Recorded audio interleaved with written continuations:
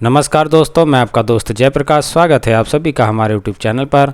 नए वीडियो के साथ मैं फिर से आपकी सेवा में हाजिर हूं।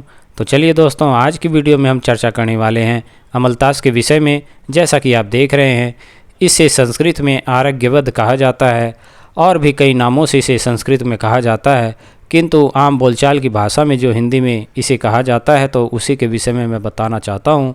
इसे अमलतास, घन बहेड़ा, सोनालू, बानर, काकरी आदि नामों से हिंदी क्षेत्रीय भाषाओं में जाना जाता है और नेपाली में इसे राजवृक्ष कहा जाता है। अरबी में इसे ख्यार संबर कहा जाता है। और इसकी बात करें तो संपूर्ण भारतवर्ष में इसके वृक्ष पाए जाते हैं।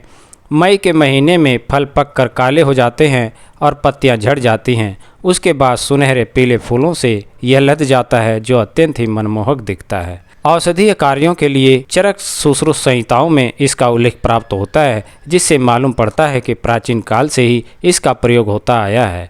तो चलिए कुछ गुणों के विषय में भी बात इसकी हो जाए। तो अमलतास की जो फलियां होती है वह स्वाद युक्त, शीतल, रेचक, ज्वर, हर रक्त, वायु, उदावर तथा शूल को दूर करता है।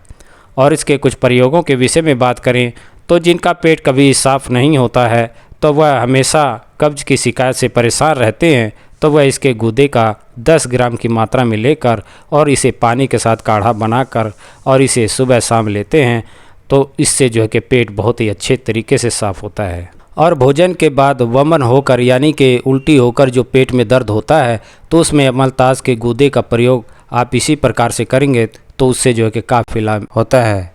और बच्चों के अफारा यानी दर्द, पेट में जो गैस और दर्द की शिकायत हो जाती है तो अमलतास के गूदा लेकर इनको बीजों को पीसकर और नाभि के चारों तरफ इसका लेप करते हैं पेट के ऊपर, तो उससे जो है काफ़ी आराम आता है। और बात करते हैं नाक की छोटी फुंसियों पर इसके प्रयोग की, तो अमलतास की छाल को लेकर इसको पीसकर तेल में मिलाकर इसको लगाने से नाक की फुंसियाँ मिट जाती हैं। तो चलिए दोस्तों, अब बात करते हैं अंडकोश की वृद्धि पर। तो अमलतास का गूदा लेकर 1.5 तोला और 10 तोला पानी में उठाकर इसे जो है और 2 तोला रहने पर मसल कर छान कर 3 तोला घी मिलाकर और गुनगुना ही खड़े खड़े इसको पीने से अंडकोश की वृद्धि जो होती है वह मिट जाती है। तो चलिए दोस्तों, अब बात करते हैं दमे के विषय में। तो दमा में जो है आप अमलतास के फल के गूदे को लेकर इसका काढ़ा बनाकर और इसको पिलाते हैं तो उससे जो सांस फूलने की शिकायत होती है वह दूर हो जाती है। और खांसी की शिकायत होने पर अमलतास की 5 से 10 ग्राम की गिरी को लेकर और इन्हें पानी में घोटकर और उसमें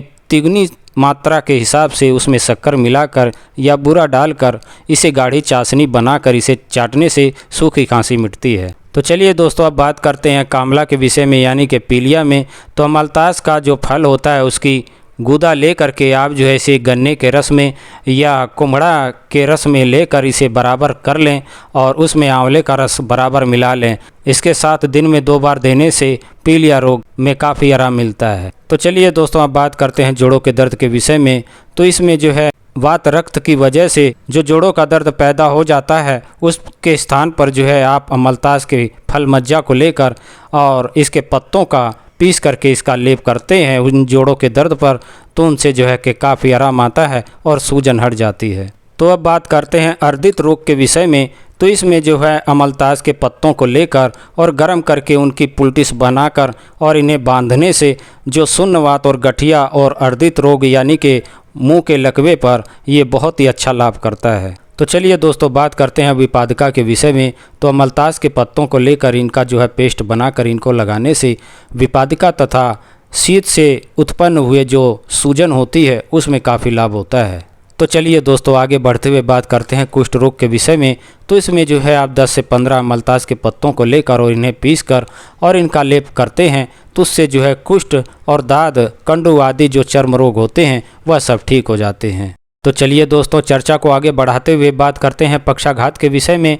तो पक्षाघात यानी कि जो लकवे की शिकायत हो जाती है तो उसमें जो है आप इसके पत्तों का रस निकाल कर इसे नियमित रूप से उसे सेवन करवाते हैं तो उससे जो कि काफ़ी लाभदायक होता है और बहुत ही फ़ायदा मिलता है। तो चलिए दोस्तों, आगे बात करते हैं पेट शुद्धि के विषय में।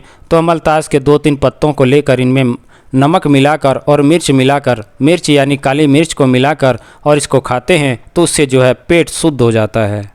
तो चलिए दोस्तों, एक और बात मैं कहना चाहूँगा कि जिन्हें कब्ज की शिकायत होती है वह मल्तास के फूलों से बनाए हुए गुलकंद को अगर ये सेवन करते हैं तो आंत की जो बीमारियां होती हैं वह ठीक होती हैं। साथ ही में जो अंदर मंद मंद बुखार बना रहता है शरीर के अंदर वह भी ठीक हो जाता है। तो आशा करता हूं कि मेरा ये वीडियो आपको पसंद आया होगा। मेरा ये वीडियो आपको पसंद आया तो कृपया करके इसे लाइक, शेयर और सब्सक्राइब करना ना भूलें।